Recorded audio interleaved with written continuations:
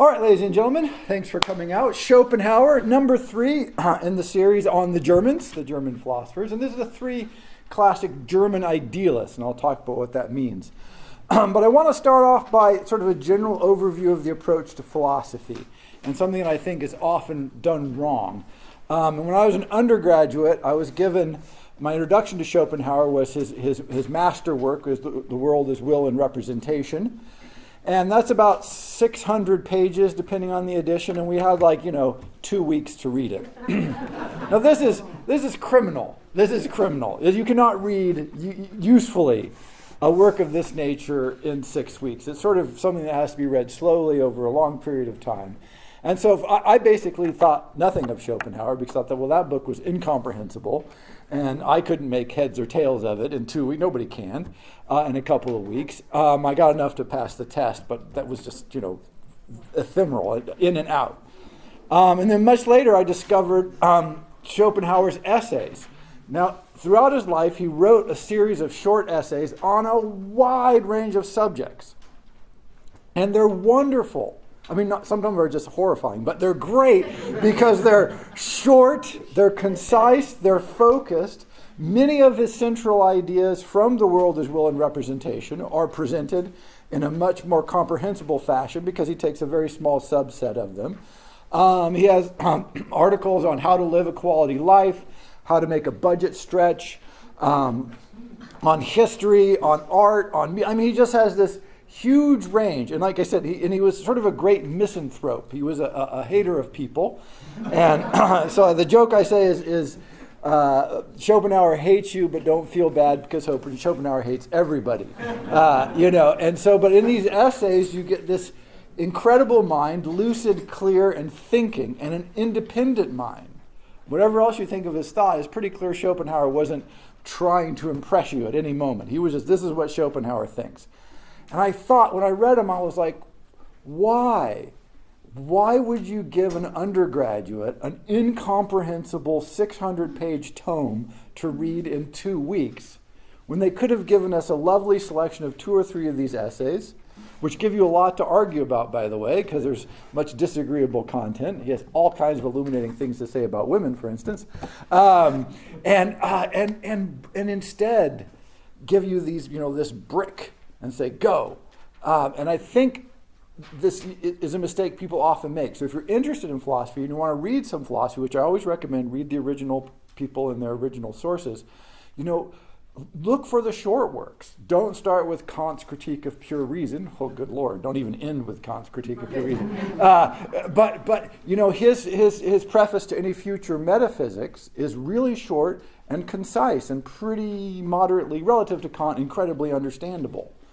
And lots of other philosophers have the same thing. They have some long works, which doesn't mean they're not important. The World as Representation or Will and Representation is a great work, but you have to read it over about 2 years, slowly, and with lots of background to help you out. So be leery. Don't think you have to start with sort of Everest. Feel free to start, with a nice hike through a low rolling hill. And I think it'll be much more pleasant. And so sort of, in retrospect, I got quite upset with that. I'm like, what a waste. What's the point of that? To just baffle us and, sort of, I think it's just intellectual hazing. So don't fall for that. The short works are important, interesting, engaging, and much easier to digest and argue with. And then these incomprehensible long works. Having said that, of course, we're going to spend the rest of the night talking about The World as Will and Representation.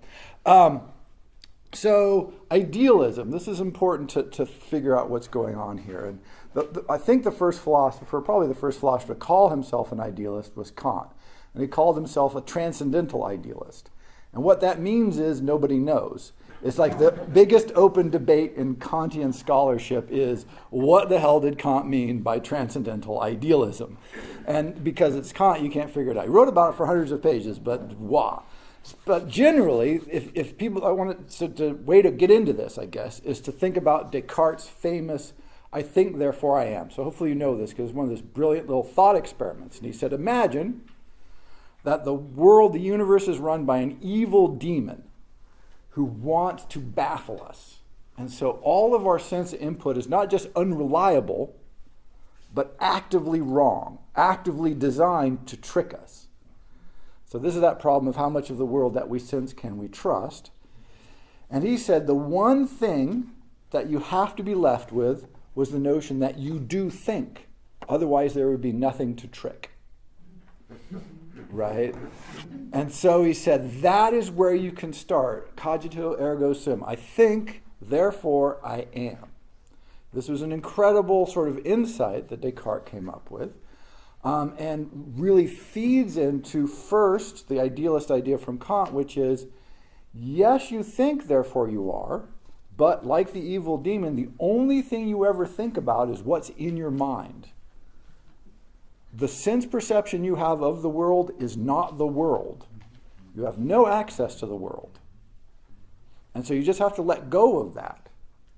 And what we're thinking and what we're reasoning about, the thinking here is reasoning, is how things enter our mind. And you can't ever get beyond that. So he just sort of abandons the entire notion of coming into contact with an external real world. And so this was Kant's idea of idealism, as he called it, because the truth that you have is the truth generated from your own reasoning, which is good, but that truth is not based on anything associated in the world, which people found unsatisfactory. So he sort of gives with what, like Kant always does, he gives with one hand and he takes away with the other. And so then you get someone like, well, you get Fichte and you get a whole bunch of guys who are arguing against this, but for our purposes, you can go to Hegel. And Hegel says, well, on one hand, it's true that you only perceive what's inside of you, but what's inside of you is part of a world spirit. The world is not a bunch of separate things. It's sort of a unified thing with a lot of manifestations. And therefore, when you look inside yourself, you can discover something about the universe, or at least the universal spirit that manifests yourself and the rest of the world. And so, while it's really hard to get knowledge about what they call das Dinge, the thing itself, right? A chair, how is that? What's the real nature of the chair? You are in this active process. I should mention this, by the way. So for Kant, the world is very frozen and static. And you're in your mind, and you might grow and change, but as far as you know, the universe is just an organized totality that has nothing to do with you. Hegel says, no, it's active and developing. And you have these problems and limitations and challenges, but they're always being overcome, and new challenges come along, and that we're headed someplace. The world spirit, and therefore us, is going to an end, which will be sort of the perfection of man and the society of man. So by looking in, you can discover something about the universe, and when you discover about the universe is that there's a plan, and it's orderly, and we're on our way someplace. And that's great. So people liked this. This helped make Hegel the most popular, most powerful, most recognized philosopher in Germany during his life at the University of Berlin. And then into this comes Schopenhauer. And he comes from a totally different place. So his background is very different from most of the educated people at his time. His father and mother were wealthy merchant families. Father very much older than his mother, but both sides of the family were merchants in Danzig, Gdansk today. I think it's Gdansk today. Yeah, Gdansk today. And so he was being raised to be a merchant, which means he didn't receive the classical education that would have led you into the university position, that would have led you on to be a doctor of philosophy, that would have done this. And he doesn't seem to have been like rebelling against this. It's not like he's like, oh, I'm being forced to be a merchant. He seemed to respect his father. He liked the idea. They're very well off, very comfortable. And so he's like, great, this seems like a good gig, and we're going to make this work. And then his father died, probably by suicide, but it's not clear. But they thought, certainly Schopenhauer and his mother both thought that his father had committed suicide. And so, wow, what do you do now? Well, his mom decided to move to Weimar, because that was a cultural capital of Germany. Of course, Goethe is there, lots of other leading lights of art and poetry, and she actually established herself as a noted writer and runner of a salon in Weimar, famously visited by Goethe constantly. So she established herself as sort of an intellectual light in her own right, and was published, made a fair amount of money, and was very well known for her novels and biographies and travel writings. in her lifetime, like 24 volumes or something. It was actually a significant contribution to letters. And so Schopenhauer here, he heads to college, and originally he thinks, I'll do medicine or law. And then he gets there and he starts thinking, I think I want to do philosophy. And he had a substantial inheritance from his father, which his mother controlled, but then when he became an adult, released. And she said, look, it's your money. Do whatever you want. If you want to study philosophy, study philosophy. So at the fairly advanced age, like 20 or 21, he shifts from a sort of professional, merchant, maybe lawyer track to philosophy. But this is a big jump because he did not go to the gymnasium system that gives him the grounding in all the Greek and Roman classics and gives him the languages. He had not done that systematic education that pretty much everybody else in the university would have. So he arrives at the university and decides he doesn't like anybody. He liked some of his friends, so he did have friends. So it's not that he was a complete misanthrope, but he didn't like any of the professors. Particularly, he didn't like Hegel, didn't like Fichte. He didn't like these people. He thought they were talking a bunch of nonsense. And so he went to a bunch of math lectures and he went to a bunch of medicine and biology lectures. Didn't seem to go to very many philosophy lectures because it just made him angry when he went.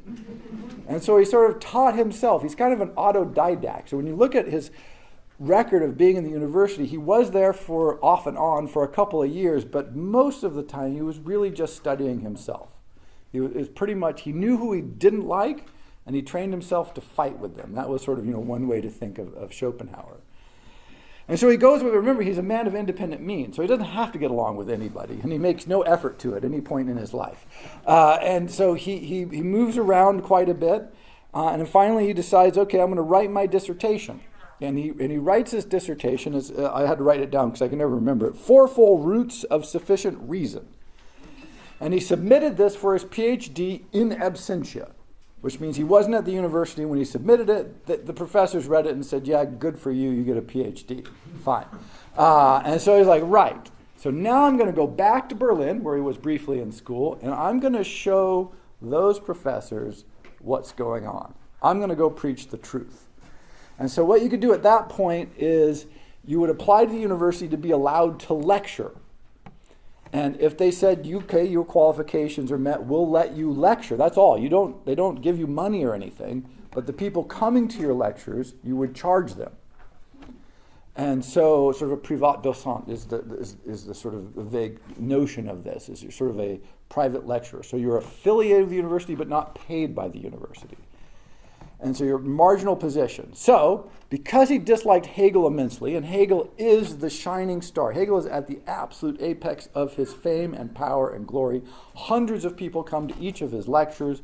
He's known throughout Germany, throughout the European world. He's a leading light of intellectual firmament. And so Schopenhauer shows up and says, right, I'm going to give my lectures at the same time as Hegel. I am going to show them where the truth lies. So at precisely the same time, so it's like across the street from Hegel, across the hall from Hegel, who's packing them in and is world famous, he decides to give his lecture because he's got the truth. And there's no evidence that he was a very good lecturer, by the way. And a couple of people, 3 or 4 or 5, apparently showed up once, and that was it.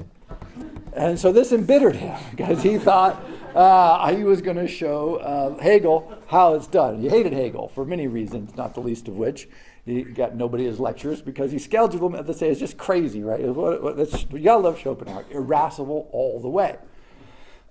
So he kind of moves on from there and he writes his big work right after that. He's upset with academia and basically never has much to do with it again as long as he lives. I mean, a little bit here and there, but basically he just said, fine, I don't have to do that. I'm independently wealthy.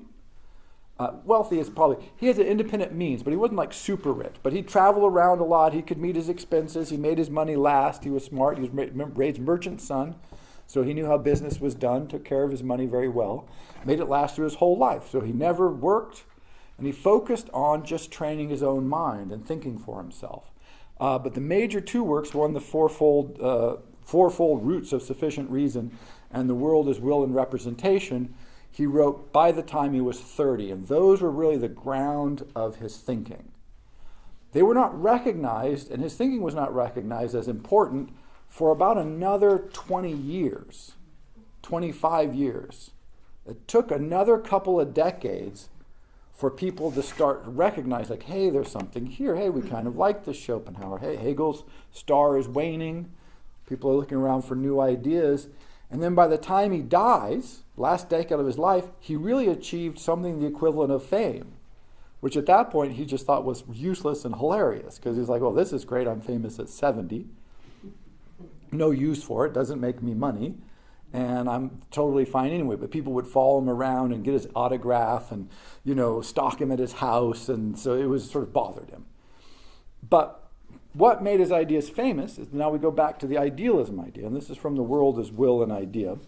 Two key ideas, lots of key ideas, but the two that I put here, I won't read the entire quotes, but you'll just part of them. But he says, "The world is my idea. The truth which holds good for everything that lives and knows, though man alone can bring it into reflective and abstract consciousness.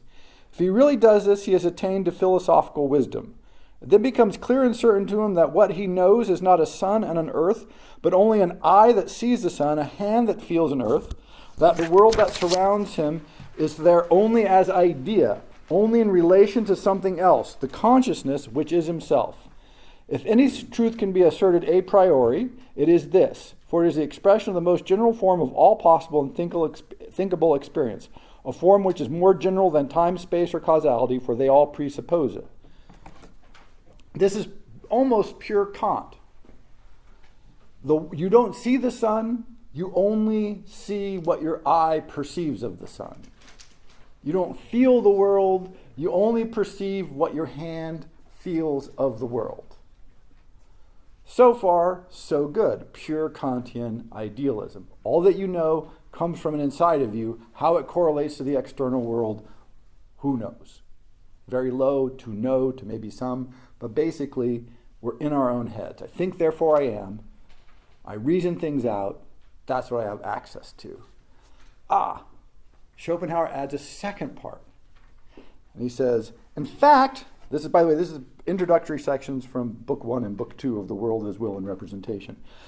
In fact, the meaning for which we seek of that world, which is present to us only as our ideas, or this transition from the world as mere idea of the knowing subject to whatever it may be besides this, would never be found if the investigator himself were nothing more than pure knowledge subject, a winged cherub without a body. So, brain in jar, right? If we were just a brain in a jar, then we would have no way of perceiving all this stuff. So it's got to be more than just thinking. But he is himself rooted in the world. He finds himself in it as an individual. This is to say, his knowledge, which is the necessary supporter of the whole world as idea, is yet always given through the medium of the body. We're incarnated as a body.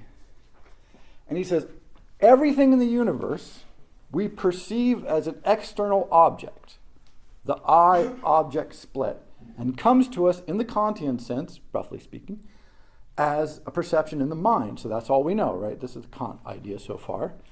He says, except for one object, and that object is our bodies. We're a material object. And because we're material objects, there's one object in the universe that we actually know from the inside out. That's not an object coming to us from the outside, but that we're on the inside of. Everything else is external to us, but because we have a body, one object we've got.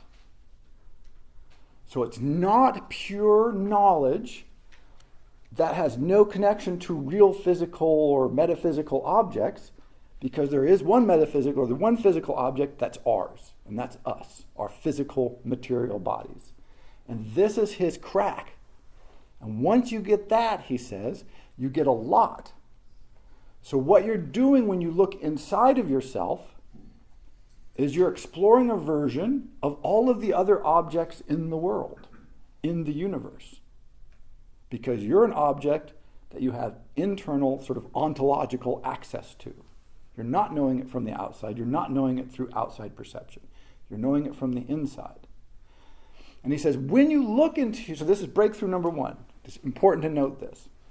says, when Descartes says, I think, therefore I am, Kant says, yeah, right, thinking, that's where it's at.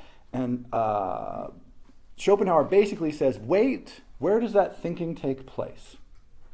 Doesn't take place in a winged cherubim, doesn't take place in a brain in a jar. It takes place in a body. No body, no thinking. So you do know something about one object in the world, absolutely. Real, true, grounded ontological knowledge. Yourself, your body, physically, as a physical body. And so he goes, right, here we go. So you look inside yourself, and what do you find? And he says, what you find are a whole bunch of drives, which he calls will. And in German, by the way, this word is will. So it's very easy to translate. Except for the way Schopenhauer uses this is not how it was used in German, and not how we think of it in English. There's no good translation for it. More like ego or drives in the Freudian sense. When he says will, but he predates Freud. And Freud actually said, when he got around to reading Schopenhauer, he said, oh, Schopenhauer predicted just about everything I wrote. Because of this idea that if you look inside people, there are these drives. And those drives make us do things. They're the drive, he basically calls it the drive towards life, and the drive towards life continuance, reproduction. So he writes a lot about sexuality, which sort of blew Freud's mind when he discovered this. He writes a lot about all of the other drives that we have. And so he goes, first we have bodies that are filled with these drives. And then he makes another crucial claim or argument that is probably proven out to be relatively accurate, which is, and those drives are not rational. They're either irrational or irrational. They just don't care about rationality. This is the huge break with Hegel and Kant, basically in almost the entire Enlightenment tradition. You can see why Schopenhauer's stock rises fast with the Romantic movement. Because he says, at our core, we're a collection of irrational drives. So the universe is not this collection of logically perceivable, ordered either in our mind, if you want to take the Kantian method, or organized by a god, if you want to take the Catholic method, or organized by a world spirit that is rational and going to a teleology in the Hegelian sense. And he says, no, it's a bunch of irrational drives.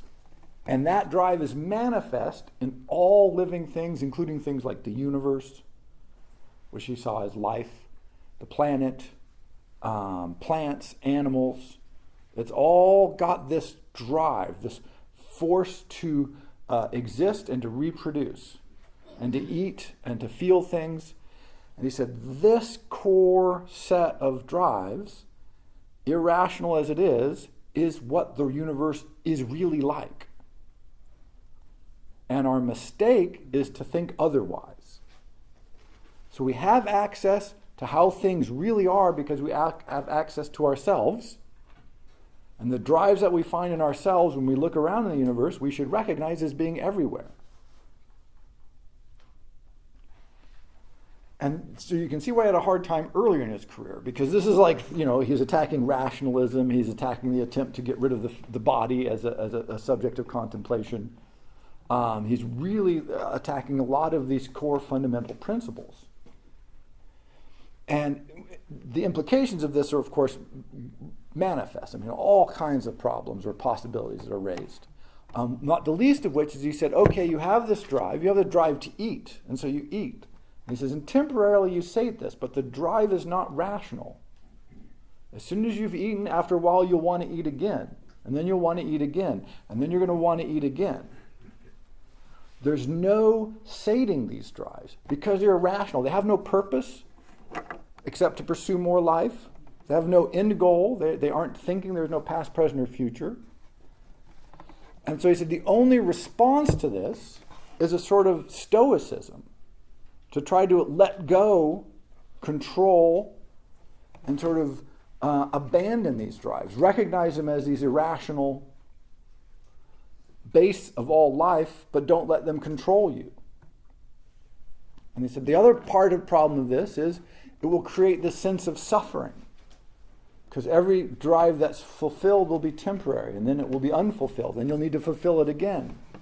And this cycle of suffering. And he says the only way to break this cycle of suffering is to let go of this notion of life that undergirds it. And then he read some Buddhism.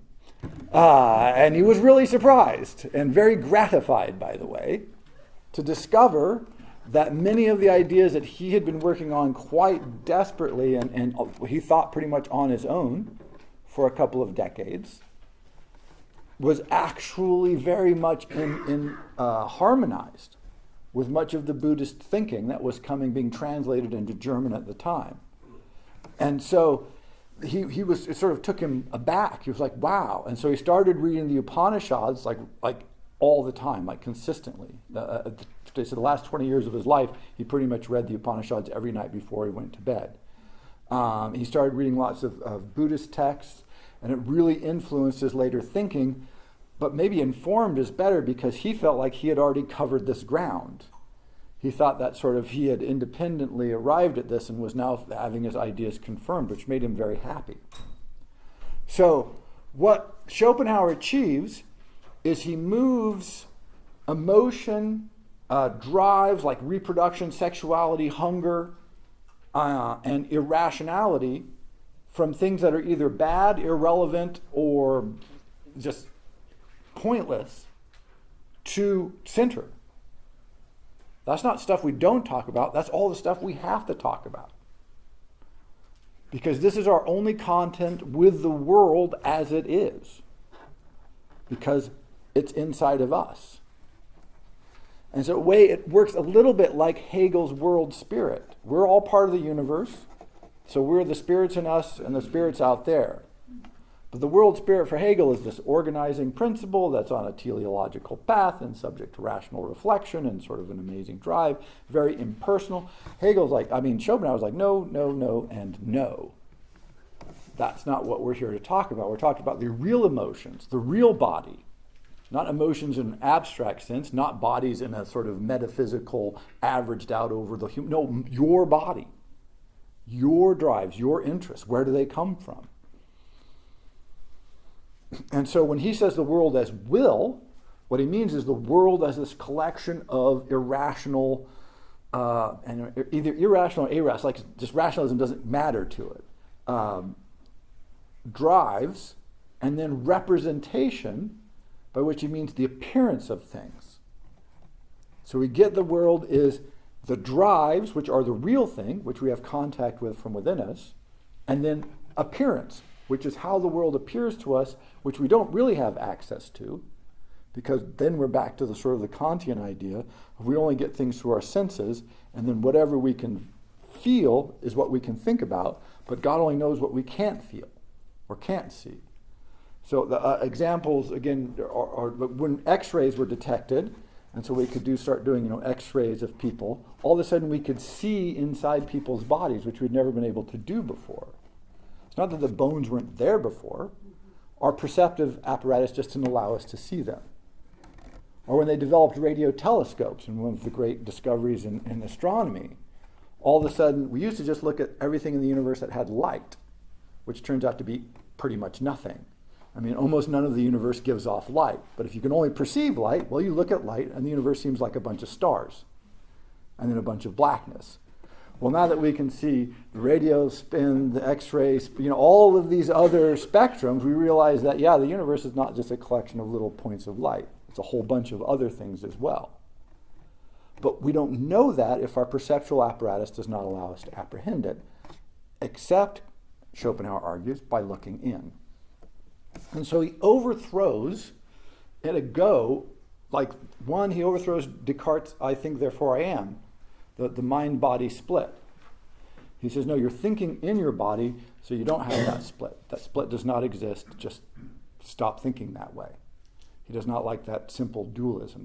They're your body and your thinking is working together, which now, of course, we still struggle with this idea, right? We still try to treat people like their brains in jars, or as if they have bodies and they don't influence the mind, or like psychology and body have no connection. But on one hand, we still think that way, but we know that's not right. So I think we're sort of even today struggling with this. In Schopenhauer's time, this was just crazy talk, right? That your mind and body are connected in this visceral way that determines a lot about how you perceive the world and how the world is.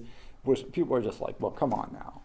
We're getting rid of the body. The body doesn't matter. We've raised ourselves above that. And that just whole feeling, which is really like a cultural norm, is what Romanticism, of course, comes in and sort of blows up. And that's why, Schopenhauer was adopted wholesale by many, many Romantic thinkers, again, not least of which Wagner, and then many other writers and artists and musicians, Camus famously, later on. So he brings the bodies and the emotion to the fore. He brings irrationalism to the fore, a problem we still have. What if the universe is not rational? Right? So the notion that we should be able to think rationally about the universe rests on the notion that the universe sort of works by these rational principles and laws that we can work out and follow some sort of human reason that is sensible. Schopenhauer says, or not. Or what we're doing is we're thinking about that corner of the universe that is susceptible to rational analysis and confusing ourselves by thinking that's the universe. If our microscope or if our telescope only picks up light, then you only see that little bit of the universe that is rational. If you can expand your telescope to include things that aren't, you can see a whole lot of other stuff. And that's what Schopenhauer is trying to get us to do, which is still a problem. Because how do you make rational arguments about irrational sort of parts of the philosophical spectrum? And I think we've lived through, we're coming to the end of this, by the way, is for the longest time, economics in the United States was dominated by what was called the Chicago School of Economics. And the Chicago School of Economics' core argument was that human beings are rational economic actors. Yeah.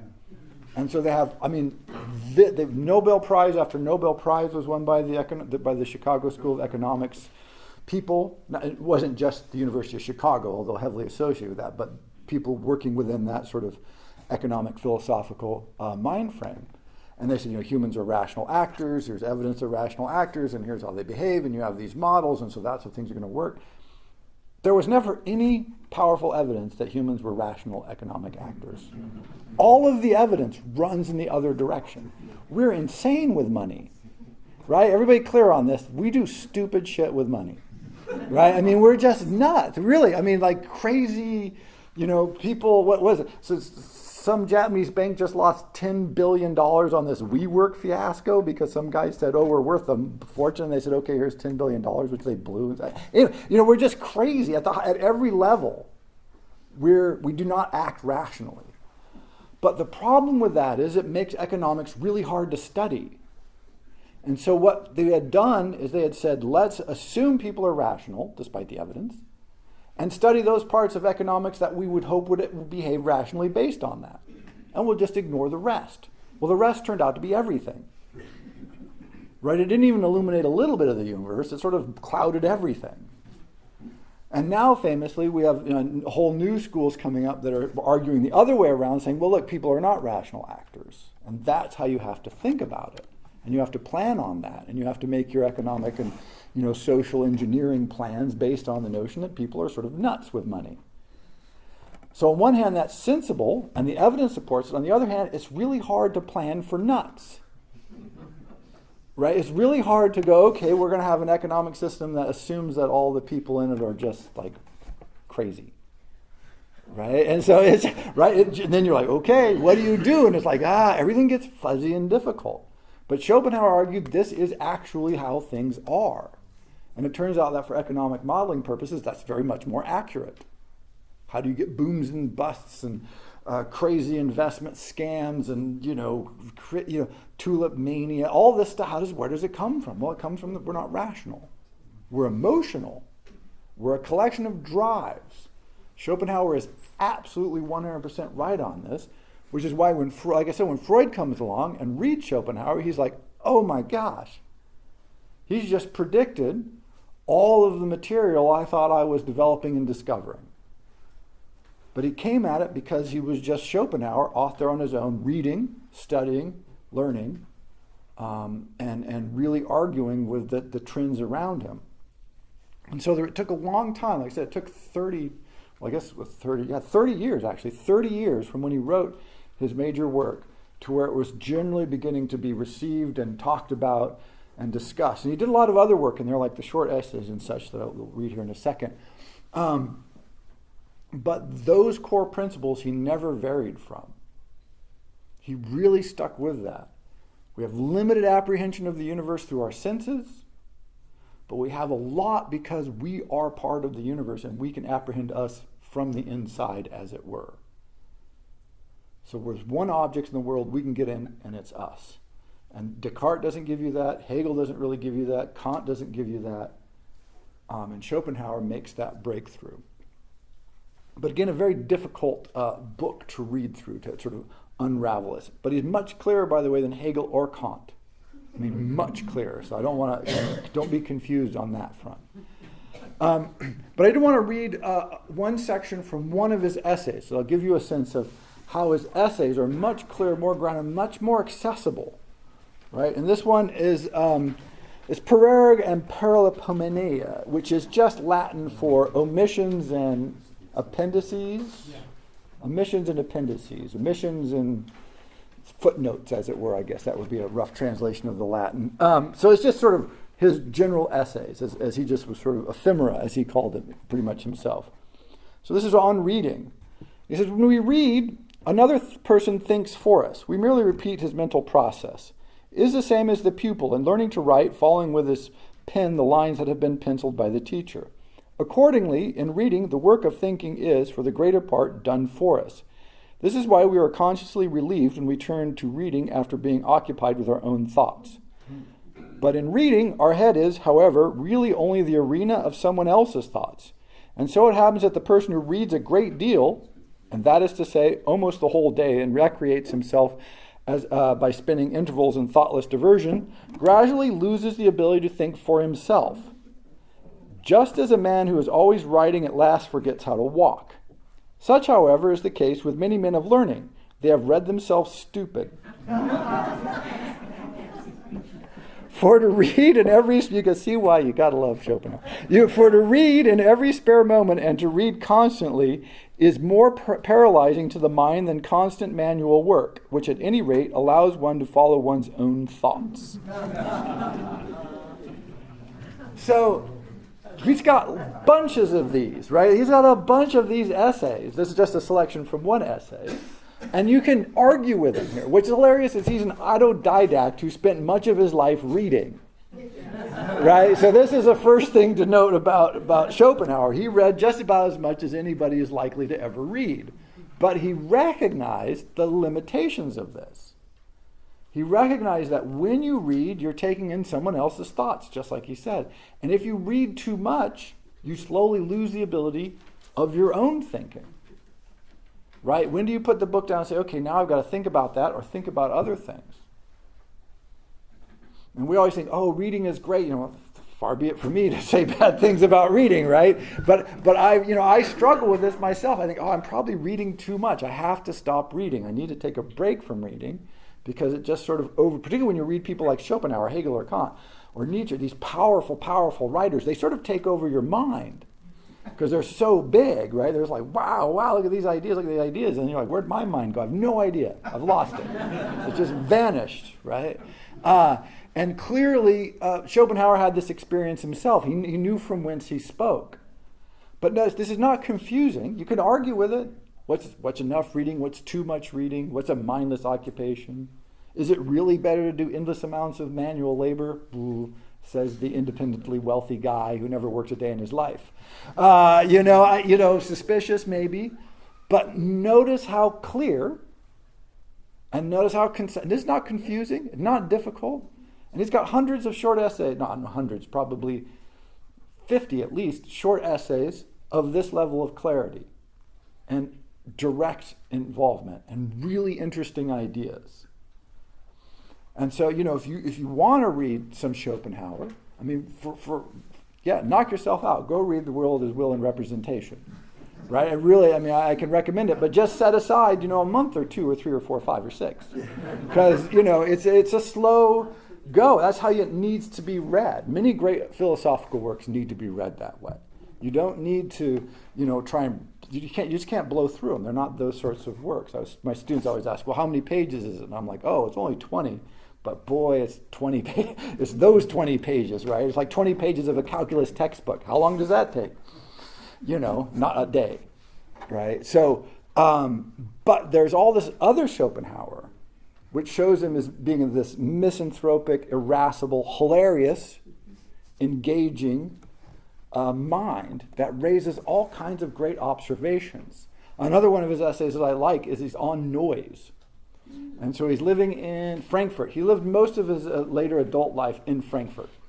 With brief sojourns, he would travel all the time, but mostly in Frankfurt. I just love this idea because he's in his apartment in Frankfurt, off of a road, not even a main road, but apparently occasionally there would be wagons would come by, and the wagon drivers would crack their whips on the horses, and it just drove him mad. He's like, no man can think in a world filled with the noise of these whips and these horses and these wagons going by. And I'm like, oh, if he only was alive today. Right? Look, I-5. Check out I-5. Right? Look at this freeway. Look at these horns. Look at the jets going over the top. Sort of. But that notion of just thinking about noise and what impact it has on our ability to think and distraction and how used we are to it. But he came from this much quieter world. But he hated any disturbance. In fact, he got in an argument with a woman that lived next to him about she was talking too loudly on sort of the hallway outside their apartments. And so it's not clear. She either fell down or he threw her down. But she was injured, and the courts decided that he had thrown her down. And so for like 20 years, he had to pay every month an indemnity to her, which pissed him off. And so when she died, he had a party. Right? Which I just love. That's Schopenhauer right there. Throw a lady down and then have a party when she dies. Yeah, Schopenhauer. But it was this notion of disturbance and being bothered and being thrown out of your rut. Another thing important to keep in mind, going back again to Hegel and Kant and the German tradition, and somebody asked before the lecture, one thing that makes the German tradition is quite interesting is while you have this mainstream tradition, which because of the German investment in the universities for various reasons, which we'll talk about in a future lecture, there was a lot more opportunity than much of Europe. You also had people like Schopenhauer, basically like Nietzsche, who abandoned that tradition, and people like Goethe, who never were in that tradition, who became thinkers of prominence without ever being in any sort of official capacity. That you had both university sort of things we would recognize today, Hegel, Kant, Jaspers, these kinds of people. But then you had this other tradition of thinkers who weren't. Holderlin, again, Schopenhauer, Nietzsche, who left, Goethe, important thinkers, important writers who just never went for the system, who just said, I can't deal with the state, I can't deal with the bureaucracy. And so Schopenhauer does not come out of the academic world pretty much at all, except to say, I don't like it, I want nothing to do with it. He's self-educated, self-motivated. He thought the world of ideas were important, but he didn't think they needed to exist in that environment. He wanted to fight that environment and work against it. On one hand, again, easiest for him to say because he was of independent means, but notice that he decided to use his independent means to further his philosophical education and to try to share his works, which he was relatively successful at in a very slow building way. And so it's quite one of the riches, not the only reason, but one of the reasons for the riches is you had these sort of parallel tracks that significant minds could run. Perhaps most famously of this is Alexander von Humboldt, who was of independent means until he blew it all pursuing science. And then he was of moderately independent, sort of court-supported means for the latter half of his life, which he blew pursuing science.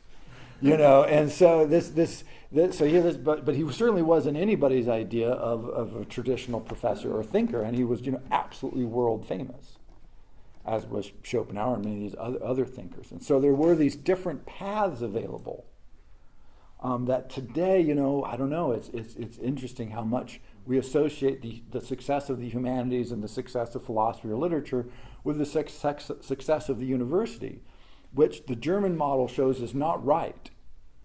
Because they combined, for the time, really incredible amounts of university possibilities relative to the time period with alternative paths. And it turns out it's the dialectic or the interaction of those two very different worlds that contributed mightily. So you need a Hegel and a Kant, but you need a Schopenhauer. You need somebody outside just throwing rocks in, going, no, I don't think so. No, I don't buy that. Hegel, by the way, both Hegel and Kant, if they had tried to write essays on the philosophy of sexuality and human sex drives, would have been censored and probably thrown out of their university positions.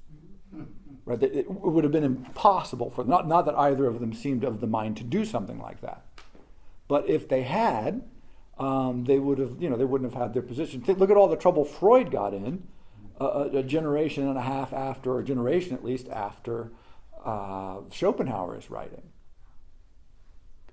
The controversy and whatnot surrounding him. And so, Schopenhauer really is this figure who represents not just, again, this independent thinking and this incredible philosophical insight, but a whole different approach that the culture allowed and said, oh yeah, look at these works, they're important, they're valuable. We'll respect them even though he's not at a university, even though he's not working at a court, even though he doesn't have these official positions. And so when you look at his life and his work, you're really looking at someone who's idiosyncratic, and that gives him his power and his insight to talk about subjects that people didn't want to talk about, to look at himself and go, look, I have all these drives, everybody else does too. It may be that Kant didn't have those drives, if you look at his history. He may actually have been doing the same thing, but I think Schopenhauer is much more representative. He's a more representative person in many ways. And so when he looked at himself and examined himself and sort of extrapolated from that, it had a lot more power, had a great deal of heft. So I should note that the final part about Schopenhauer is he did say there were ways to overcome this conflict between human reason and rationality, which he recognized, but being driven by drives that are the world as it really is, that we experience inside of ourselves, that are fundamentally irrational. And he thought, meditation and reflection was key to this, which he thought was true wisdom. Music, he said, the thing with music is, which is the weird thing about music, is it somehow communicates directly to us without us having to think. Right? You don't have to think about music. It just sort of moves you with no intermediary. And for Schopenhauer, this made music the ideal symbol of how you can resolve the drives and passions with human intellect and artistic capacity. And the model that he comes up with, again, is the power of music to transform us, to move us without ever, we can't figure out why. Right? I mean, why is a violin in those notes with a cello and a piano? Why? You can ask that, you can think about that, but that's not the same as being moved by it. Right? And for him, it bypasses right. Direct communication with the universe as it is was possible in music. And I mention this because I think it's a beautiful concept, and it does seem to resonate with our experience of music, of how powerful it is without being, like, it's not representing anything. Like painting at the time was mostly representational. And so, yeah, you go, oh, I recognize that. World is representation, not the real thing. But with music, it doesn't represent anything. It just moves you. That direct connection, he thought, was a direct connection to the real universe.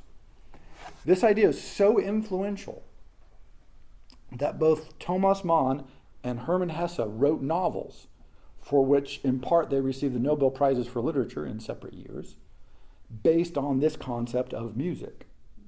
They both had feature composers as the central characters, pondering the nature of music. Dr. Faustus and the Glass Bead Game. Right? That how do you understand this ineffable power, and how does it tie into the human? And for Kant and Hegel, Hegel will let you do it a little bit with the world spirit. Kant really has no place for that. Schopenhauer says, no, this is real, this is human, this is powerful, this is central. So all the stuff that other people want to push away, sexuality, desire, food, anger, music, Schopenhauer wants to pull in and say, no, this is the stuff of philosophy. This is what we should be looking at. And so when you think about a composer like Beethoven, I mean, Schopenhauer, this is just made for Schopenhauer, right? And so when the Romantics get a hold of Brahms and Beethoven and Wagner and Verdi, they're just like, they go mad. They're like, oh, this is great. And this informs like the central concept of German Romanticism and European Romantic thought for a century at least after Schopenhauer's death. So these core concepts that now we almost take for granted, hugely controversial in Schopenhauer's day, but he articulated them really clearly, slowly built through his life, and then when you get the breakthrough with someone like Wagner, and then people really start paying attention, that, then Freud, here it is, right? They start flowing out into the world. And so that's why I like, you'll hear Schopenhauer as a misanthrope, which is probably true. And if you read him, it's pretty much true. But he was a misanthrope who loved the nature of people. It's a weird combination. He didn't turn away from mankind. He said, no, we are these weird, irrational collection of bizarre drives that gets us into all kinds of trouble. And that's the truth, right? And that's the philosophical truth that we should be looking at. Not abstract, rational, reason, capital T, truth, timeless, unchanging forms, but this blind, irrational striving for life and reproduction and music that makes the human world what it is and makes all of the world what it is. So, Schopenhauer, thank you very much.